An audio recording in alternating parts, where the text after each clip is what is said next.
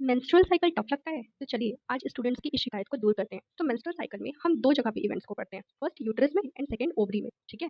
तो 2 जगह in cycle के इवेंट्स को पढ़ते हैं। तो सबसे पहले देखते हैं यूटेरस में क्या हो रहा है। ये है फर्स्ट से 5th डे की कहानी जब शुरू होता है पीरियड्स यानी कि मेंस्ट्रुएशन।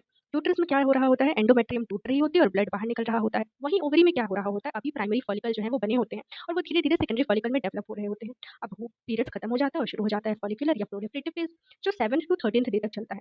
इसमें क्या होता है कि फॉलिकल्स ग्रो होकर सेकेंडरी से टर्शियरी और मैच्योर ग्राफिकल फॉलिकल्स बनते हैं। और ये जो फॉलिकल्स ग्रो हो रहे हैं ना, ये यूं ही नहीं ग्रो हो रहे हैं, ये ग्रोथ के साथ साथ ईस्ट्रोजन भी रिलीज कर रहे हैं। तो फॉलिकुलर फेज के दौरान कौन सा हार्मोन का लेवल बढ़ा, ईस्ट्रोजन का। बाकी सारे हार्मोन का लेवल अभी कम है। अब 13वां दिन खत्म हो गया, ईस्ट्रोजन का लेवल काफी बढ़ चुका है। अब ये जो ईस्ट्रोजन भाई साहब है ना, ये सिग्नल भेजेंगे हाइपोथैलेमस को कि भाई जीएनआरएच रिलीज कर दो। और जीएनआरएच जाकर के सीधे एंटीरियर पिट्यूटरी पे अटैक करेगा और एंटीरियर पिट्यूटरी रिलीज करना शुरू करेगी एलएच और एफएसएच को। और आ जाएगा एलएस सर्च और एलएस सर्च के 9 घंटे के बाद ही हो जाएगा हमारा ओव्यूलेशन।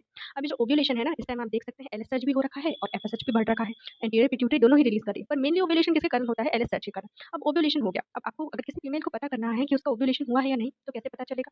उसकी बॉडी का टेम्परेचर थोड़ा सा बढ़ जाएगा और ये बॉडी का टेम्परेचर बढ़ाने का काम करेगा कौन, मैं बताती हूँ। ओव्यूलेशन के बाद आपके जो फॉलिकल्स हैं वो कॉर्पस ल्यूटियम में कन्वर्ट हो जाएंगे और ये कॉर्पस ल्यूटियम सीक्रेट करना शुरू करेगा प्रोजेस्टेरॉन को।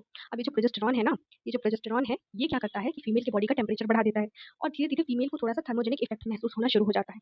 अब ये कॉर्पस ल्यूटियम को किसने मेंटेन कर रखा है, इसको भी इस एलएच ने ही मेंटेन कर रखा है। अभी भी एलएच सर्च चालू ही है और कॉर्पस ल्यूटियम को एलएच मेंटेन करने का काम कर रहा है। और ये कॉर्पस ल्यूटियम किसे रिलीज कर रहा है, प्रोजेस्टेरॉन को। और प्रोजेस्टेरॉन किसे मेंटेन कर रहा है, हमारी एंडोमेट्रियम को। सब एक दूसरे पे डिपेंडेंट है। पर भैया एलएच कब तक संभालेगा, धीरे धीरे एलएच का लेवल कम होना शुरू होगा। जैसे ही एलएच का लेवल कम होगा तो कॉर्पस ल्यूटियम भी डीजनरेट हो जाएंगे कॉर्पस एल्बाइसेंस में। और जब कॉर्पस ल्यूटियम डीजनरेट हो गए तो प्रोजेस्टेरॉन कौन रिलीज करेगा, और जब प्रोजेस्टेरॉन ही नहीं रिलीज होगा तो एंडोमेट्रियम कहाँ से मेंटेन रहेगी। तो आपका ये जो फेज है ना, कॉर्पस ल्यूटियम बनने से लेकर कॉर्पस ल्यूटियम डीजनरेट होने तक, इसे हम ल्यूटियल या सेक्रेटरी फेज कहते हैं। अब कॉर्पस ल्यूटियम तो डीजनरेट हो गया, एंडोमेट्रियम का ब्रेकडाउन शुरू हो गया और हमारी नेक्स्ट जो पीरियड की साइकिल है ना, वो भी शुरू हो जाती है यहाँ से।